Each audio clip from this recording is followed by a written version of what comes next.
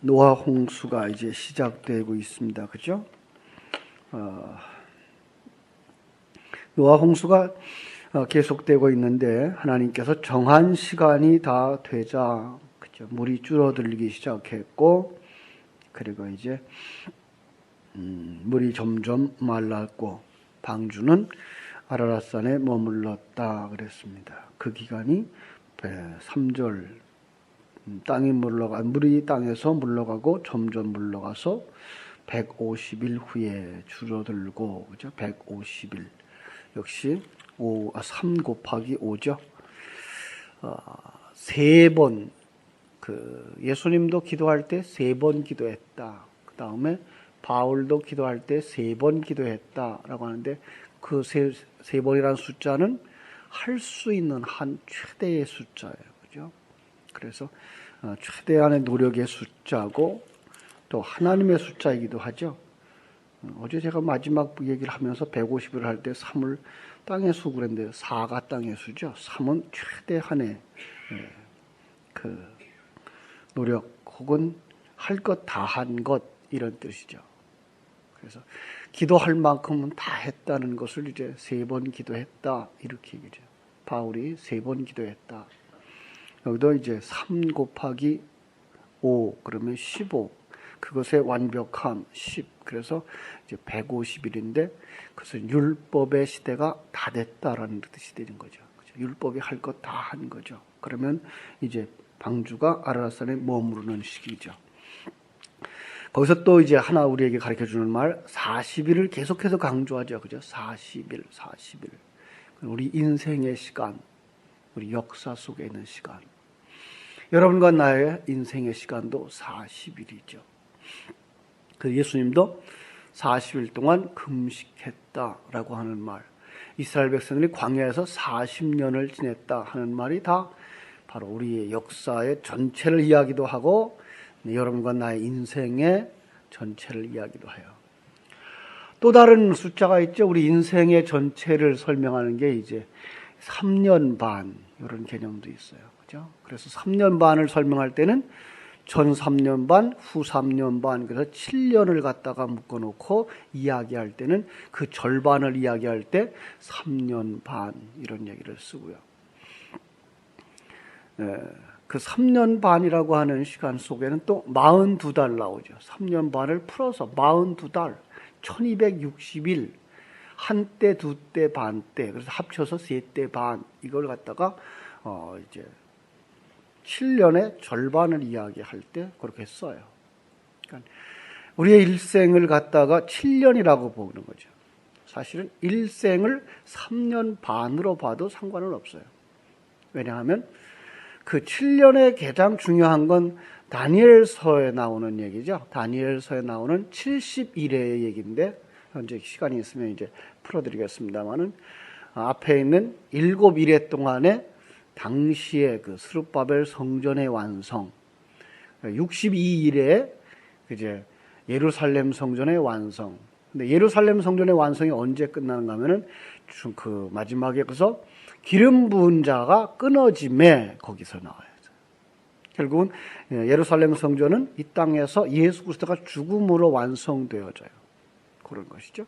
그 다음에 나머지 한 이래를 역사에다 그냥 펼쳐져. 그걸 갖다 시대주의적인 자들은, 세대주의적인 자들은 뭐라고 그러는가 하면은 마지막 7년 대환란, 이렇게 밀어넣었어요.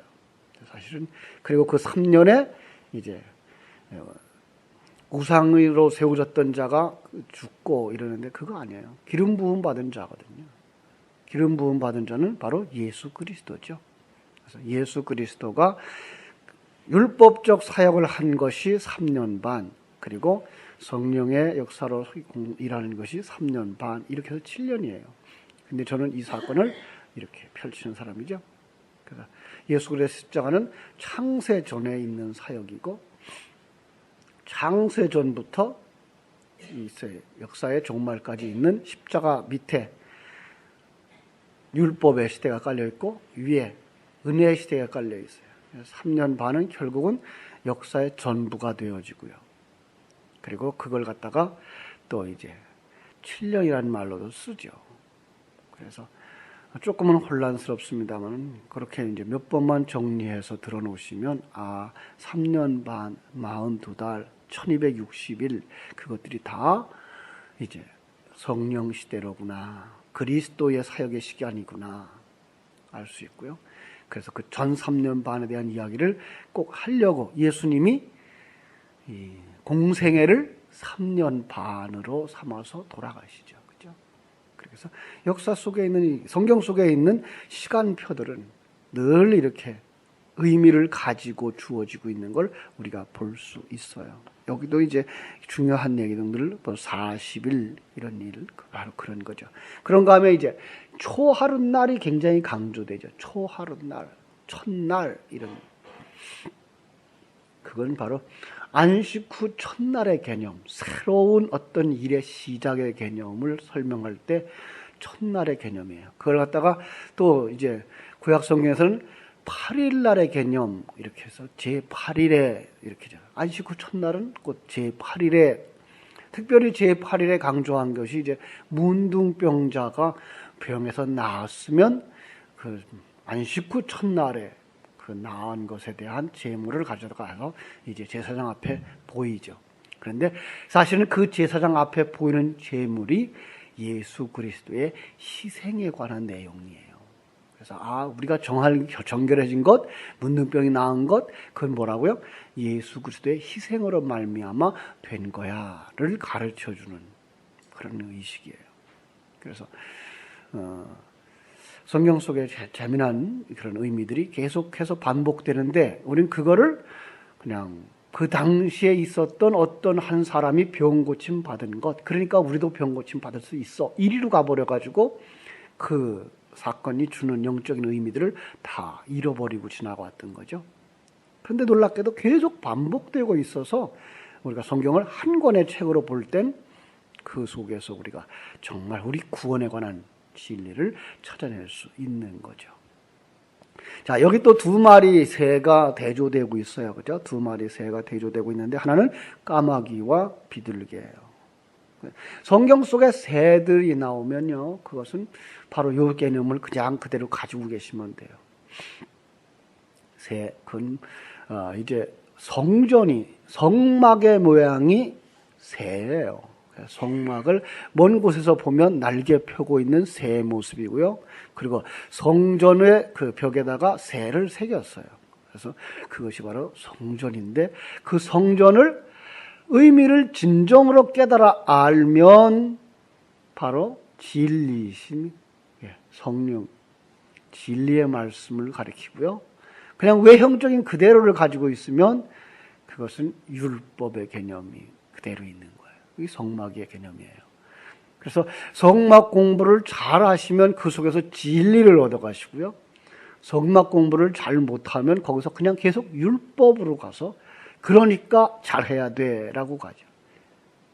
성막은 사실은 우리의 힘으로 구원에 이를 수 없어서 하나님이 이 땅에 오셔서 자기의 희생으로 말미암아 우리를 구원하는 거야의 그림이거든요. 그렇죠? 성막 이제 우리 대략 아시죠? 공부하신 분들이 아마 있을 텐데 이제 성막에 딱 들어가는 말 딱 뭐 발견하죠? 번제단, 그죠? 예수 그리스도의 희생이죠. 번제. 그걸로 말미암아서 이제 출애굽이 시작되죠. 그죠? 그 어린 양 이렇게도 돼요. 그래서 어린 양의 희생, 그래서 번제단 지나서 물두멍은 뭐예요? 홍해를 건너는 거죠. 홍해에서 씻는 거죠. 거기서 또 하나 우리에게 보여주는 게 뭐예요? 옛사람이 죽고 새 사람으로 살아나는 것. 이게가 모세를 통하여 건너는 홍해. 그걸 고린도전서에서는 세례라고 표현을 하였죠. 그러니까 예수 그리스도의 죽음은 결국은 뭐예요? 창세전에 예수 그리스도의 죽음이라면 그 죽음과 함께 우리도 어디로 가야 돼요? 죽음으로 가야 되는 거죠. 그래서 홍해에서 우리가 세례를 받죠. 그리고 나면 그들은 뭐 어디로 가요? 광야 생활. 그래서 성소가 광야 생활이에요. 성소에서 뭘 봐요? 우리 광야 생활에서 그들은 뭘 봤을까요? 구름 기둥, 불 기둥 봤죠. 그래서 거기서 비치는 등대가 있고 거기에 기도를 상징하고 구름을 상징하는 향단이 있는 거예요. 그들은 하늘에서 만나를 내려서 먹죠. 그래서 거기 전설병이 진설병이라고 그래요. 전설병이라고 해요. 진설병이라고 그러죠. 진설병이 나오죠. 그걸 먹고서 우리가 광야를 지나서 어디로 들어가요? 지성소에 들어가는 거죠. 지성소에. 그때 지성소에 들어갈 때 우리가 다시 한번 보여주는 게 뭐예요? 휴장이 위에서부터 아래까지 찢어지는 거예요. 보통은 이제 5cm 두께 그런데 어떤 사람들은 약 한 7cm에서 10cm 두께의 휴장이었다 그래요. 그걸 사람이 못 찢죠. 그렇죠? 그래서 하나님이 위에서부터 아래까지 찢으면서 우리로 하여금 마음껏 지성소에 들어가는 자 되게 하시는 거죠. 그리고 지성소에 들어가면 뭘 발견해요? 법궤를 발견하는데 또 한 번 거기서 강조해 주죠. 법궤 앞에 이제 돌비 만나를 담았던 금항아리, 그 다음에 아론의 쌍난 지팡이를 통해서 너희들이 여기까지 들어온 건 너희들의 깨끗함이나 너희들의 착한 행위, 의로움 때문이 아니고 예수 그리스도의 보혈을 덧입어서 온 거야. 그래서 이제 그들이 그 법궤 위에다가 예수의 그 피를 상징하는 그 양의 피를 흘려서 이제 덮는 그림으로 이제 우리에게 보여줌으로 그 지성소, 거기가 천국이거든요. 천국에 들어갔는데도 어린 양의 피를 덧입고 있는 어린 양의 의를 덧입고 있는 모습을 우리가 볼 수 있어요. 그 모습 그대로 이제 예수님은 뭐 했죠? 이미 부활 승천해서 사자로 등극을 하셨는데도 불구하고 요한계시록에 보면 마지막 21장, 22장에 어린 양에 관한 얘기가 또 나와요. 바로 우리에게 철저하게 너희들의 구원은 예수 그리스도를 통해서 이루어진 거야 라는 걸 알게 하는 그림이죠. 그 그림이 오늘 말씀에도 또 있어요. 한번 볼까요? 8장 20절. 노아가 여호와 앞에 제단을 쌓고 모든 정결한 짐승과 모든 정결한 새 중에 제물을 취하여 번제로 드렸어요. 여기 정결한 짐승, 이게 바로 그 예수 그리스도를 상징하는 거예요. 정결한 건, 정한 것은 예수밖에 없어요. 그러니까 성경 속의 그 모든 제물들은 누구의 상징이에요? 예수 그리스도의 상징이에요. 그런데 누구를 위하여 존재해요? 그것 때문에 부정한 자들이 살아나는 거예요. 이런 그림이에요. 요나의 죽음으로 말미암아서 전혀 더 도움이 되고지도 않는, 살아나면 안 되는, 그렇죠? 누가 살아나죠? 니느웨 백성들이 살아나는 거예요. 그들이 뭐 했어요? 아무것도 한 게 없어요. 악하기 이를 데 없는 자들이에요. 그래서 그들을 극악하기 이를 데 없는 자들이라고 그들을 이제 그 설교할 때는 이제 굉장히 설명들을 하죠. 그들은 사람 그 전쟁에서 포로로 잡아가면 사람의 껍질을 벗긴다든지 심지어는 구덩이를 파놓고 거기다가 여기까지 묻어놓고 그 위로 말을 달린대요. 그렇게 잔인한 사람들이에요. 지금 말하면 이제 북한 공산당들보다 더 악한 자들. 탈북한 사람들 얘기 들어보면, 그리고 잡아간 사람들 보면은 다시 잡혀가면 손바닥을 철사로 꿰가지고 끌고 간다 그러죠. 얼마나 잔인한지 몰라요. 근데 바로 그런 사람들이 니느웨 사람들이에요. 그런데 요나의 죽음으로 말미암아서, 그죠? 그것이 뭐예요? 요나의 예수 그리스도의 죽음과 부활이에요. 그 사건을 통해서 니느웨 사람들이 그냥 구원을 받는 거예요. 그래서 예수님이 너희들에게 보여줄 표적이 무엇밖에 없다고요? 요나의 표적밖에 없다라고 얘기하는 거예요. 내가 죽었다가 살아남으로써 너희들이 구원받는 그 이상의 표적밖에 뭐가 있겠냐라는 얘기를 하는 건데, 여기가 바로 그 얘기예요. 정결한 짐승이 죽어서 부정한 짐승들이 사는 그림인 거예요. 그런데 여기가 우리가 참 이해하기 어려운 말씀이 하나 있죠. 21절 볼까요? 여호와께서 그 향기를 받으시고 그 중심에 이르되 내가 다시는 사람으로 말미암아 땅을 저주하지 아니하리라. 이제 여기서 이제 완전히 그들은 뭐예요? 은혜를 덧입고 구원에 이른 거죠. 그런데 그 이유가 참 기가 막혀요. 그 다음 구절 보세요. 이는 사람의 마음이 계획하는 바가 어려서부터 악함이라. 아니, 어려서부터 악한데 어떻게 하겠다는 거예요? 이젠 저주하지 않겠다는 거예요. 이런 설명이 돼요, 이게? 다시 한번 읽어볼게요. 이는 사람의 마음이 계획하는 바가 어려서부터 악함이라 내가 전에 행한 것 같이 모든 생물을 다시 멸절하지 아니하리라. 말이 안 되잖아요. 악하면 심판해야죠. 그죠? 그런데 악하기 때문에 심판하지 않는데요. 그럴 수는 없죠. 그죠? 인간은 안 변해요. 이거예요. 인간은 철저하게 안 변해요. 가르쳐도 안 되고 교훈해도 안 되고 안 돼. 방법이 없어. 그래서 뭐 하시겠다는 거예요? 정한 짐승이 죽는 이 사건을 통해서 그들을 구원할 거야. 이 얘기예요. 여러분, 우리가 구원받았다고 세상 사람들보다 나을까요? 어디에 뭐가 나아서 구원을 했을까요? 로마서 8장 9절은 뭐라 그래요? 우리가 아직 죄인 되었을 때에, 아니, 죄인, 이 말을 어떤 목사님은 그런 얘기를 했어요. 우리는 생각도 못하고 할 그때에, 그러면서 하는 말이, 지렁이가 매니큐어를 생각도 못했을 때에. 매니큐어는 어디다 쓰죠? 각질이 있어야 쓰는데 지렁이는 각질이 없잖아요. 그러니까 생각도 못한다는 거죠. 그는 우리가 그렇다는 거예요. 인간이라는 게 하나님의 은혜나 그 구원에 관한 건 전혀 생각도 못하는 그때에 하나님께서 그냥 은혜로 오셔서 뚫고 들어오셔서 우리를 살려내시고 덮어주신 것이지,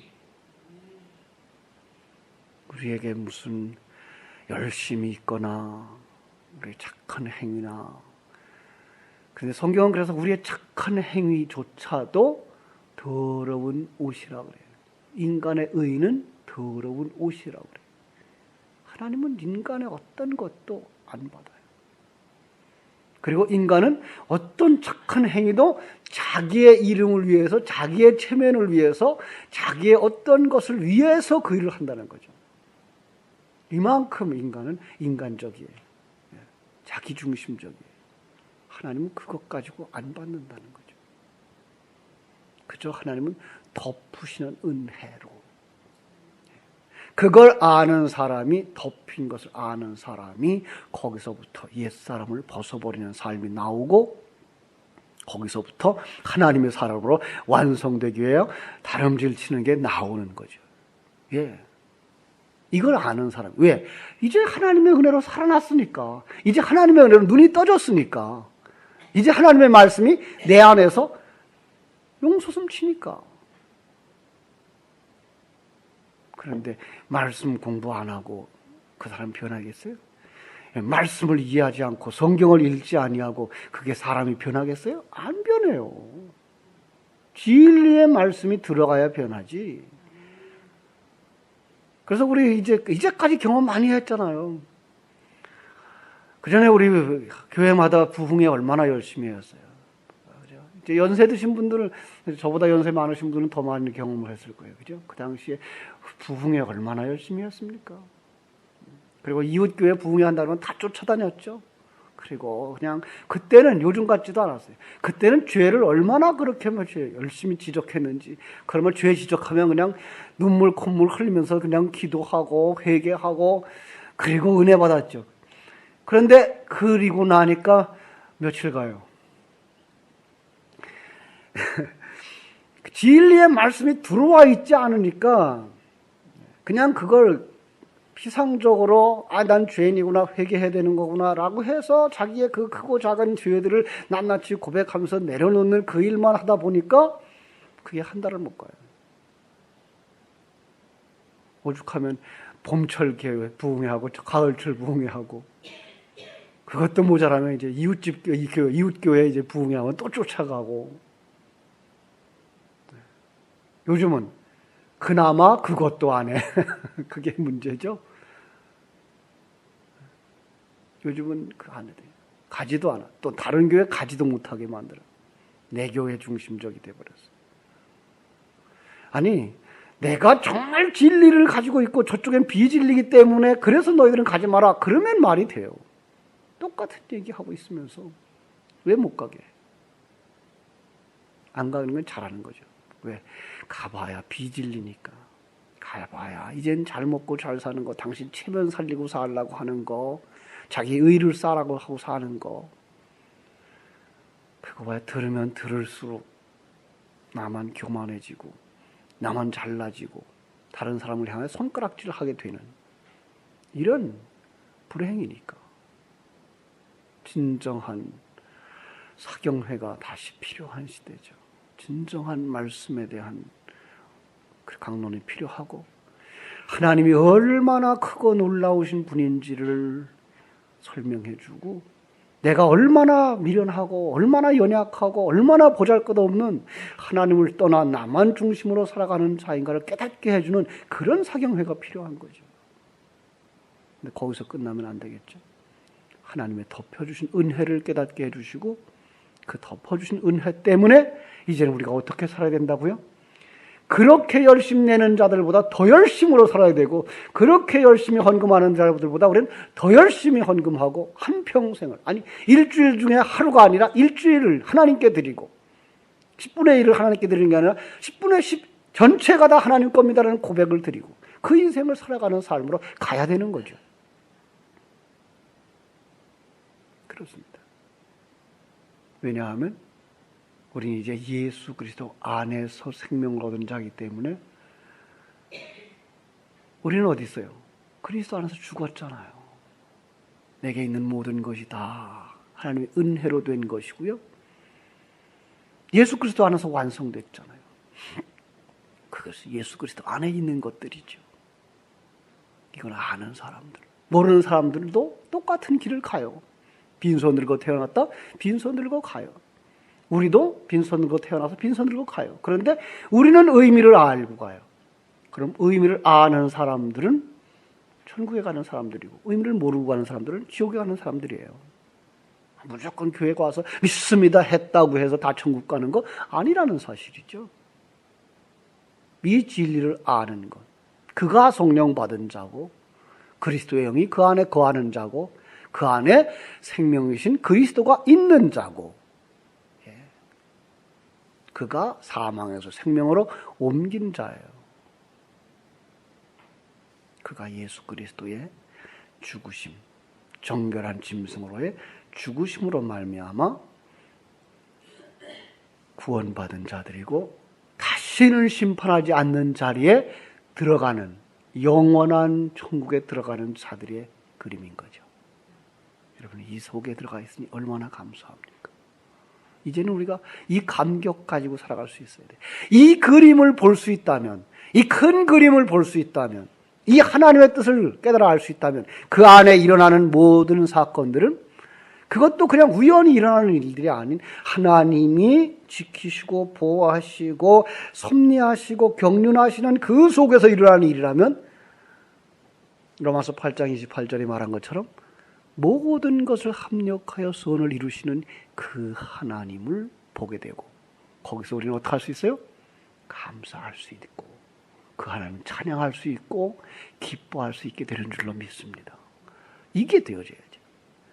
이 진리가 내 속에서부터 우러났을 때, 그게 감격되어졌을 때, 터져 올라올 때, 그때야 진정한 감사가 나오는 것이고 그때야 진정한 찬양이 나오는 것이고, 그러지 않은데 내 속에 아직 그것도 없는데 내 속에 정말로 나의 욕심으로 가득 차 있는데 항상 기뻐하라 그러면 이게 되냐고요.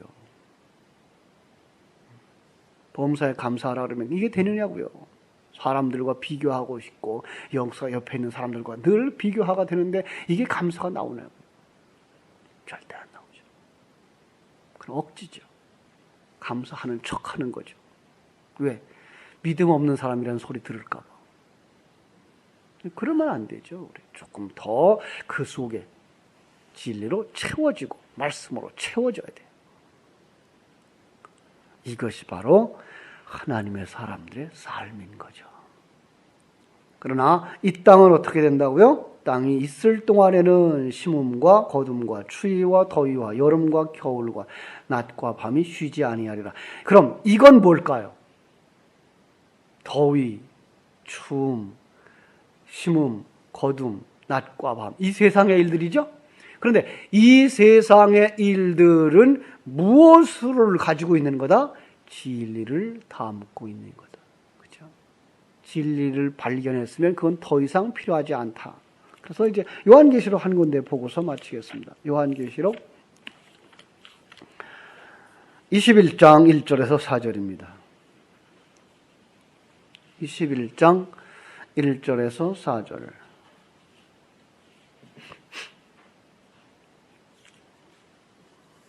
같이 읽어요. 또 내가 새 하늘과 새 땅을 보니 처음 하늘과 처음 땅이 없어졌고 바다도 다시 있지 않더라. 또 내가 보매 거룩한 성 새 예루살렘이 하늘로부터 하늘에서 내려오니 그 준비한 것이 신부가 남편을 위하여 단장한 것 같더라. 내가 들으니 보좌에서 큰 음성이 나서 이르되 보라 하나님의 장막이 사람들과 함께 있음에 하나님이 그들과 함께 계시리니 그들은 하나님의 백성이 되고 하나님은 친히 그들과 함께 계셔서 모든 눈물을 그 눈에서 닦아주시니 다시는 사망이 없고 애통하는 것이나 곡하는 것이나 아픈 것이 다시 있지 아니하리니 처음 것들이 다 지나갔음이러라. 예, 이거죠. 이 처음 것들은 다 지나가게 돼 있다고요. 왜요?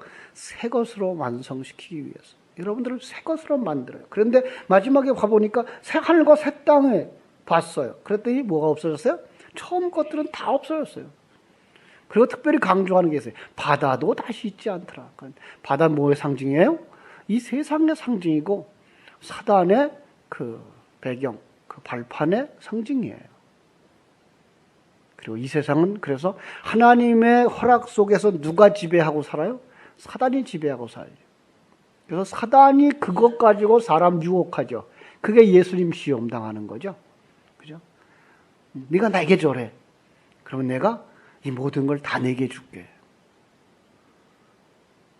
여러분에게 지금 누가 와서 그렇게 제안을 한다 그러면 절할까요? 안 할까요?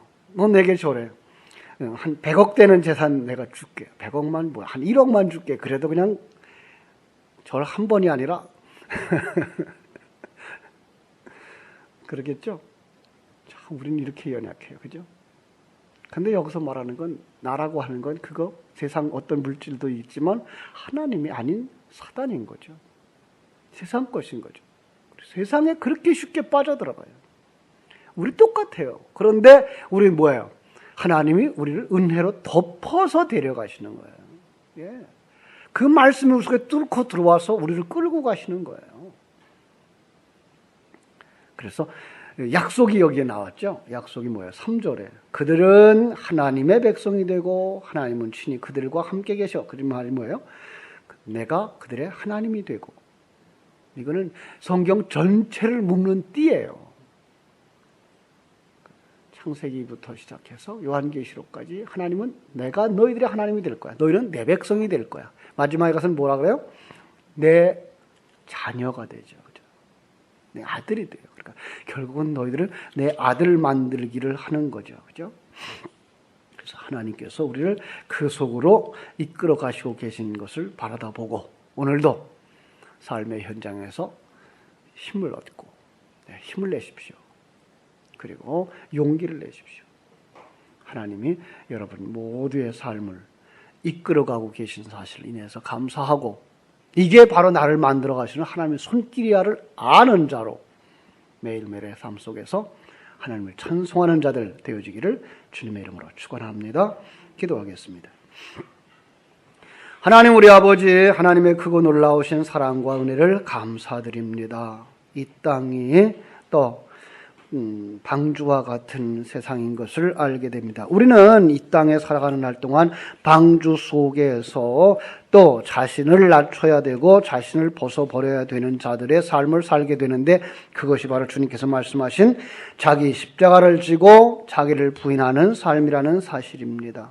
이것을 철저하게 깨달아 알도록 하나님 오늘도 정결한 짐승으로 말미암아 구원받는 이야기를 들려주셨습니다. 하나님 감사합니다. 우리는 연약하고 무능하고 아직도 자기 욕심이고 내게 유익이 된다고 하지만 어떤 일이라도 하려고 하는 사람들인데 이런 사람들 속에 생명의 진리의 말씀으로 오셔서 이게 너희들이 영원히 살 곳이 아니야 라고 가르쳐 주시며 영원히 갈 곳을 위하여 준비하도록 말씀으로 역사해 주시고 성령으로 깨닫게 해 주시고 환경으로 다듬어 주시는 하나님 감사합니다. 그래서 우리가 만나는 모든 환경을 통하여서 감사할 수 있는 사람들이 다 되게 하여 주시옵소서. 그래서 범사에 감사하는 자가 되게 하시고 그리고 그 속에서 하나님을 찬송할 수 있는 항상 기뻐하는 자들이 되게 하여 주시옵소서. 하나님을 찬송할 수 있게 해주시고 우리 위하여 십자가신 예수를 찬송할 수 있게 해주시고 하나님의 말씀이 있음을 인하여 감사할 수 있게 해주시고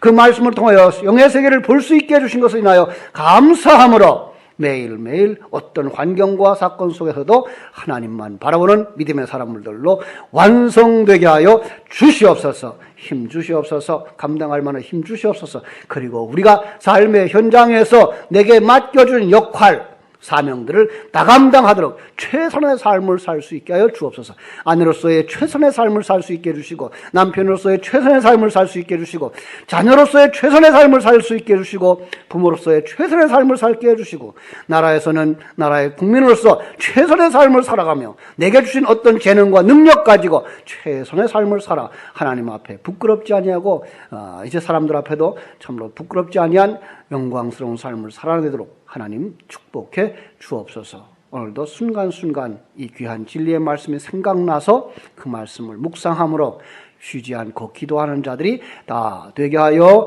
주시옵소서. 예수님의 이름으로 기도하옵나이다. 아멘. 하늘에 계신 우리 아버지여 이름이 거룩히 여김을 받으시오며 나라의 임하옵시며 뜻이 하늘에서 이룬 것 같이 땅에서도 이루어지이다. 오늘날 우리에게 일용할 양식을 주옵시고 우리가 우리에게 죄 지은 자를 사하여 준 것 같이 우리 죄를 사하여 주옵시고 우리를 시험에 들게 하지 마옵시고 다만 악에서 구하옵소서. 대개 나라와 권세와 영광이 아버지께 영원히 있사옵나이다. 아멘. 자유롭게 기도하시기 바랍니다.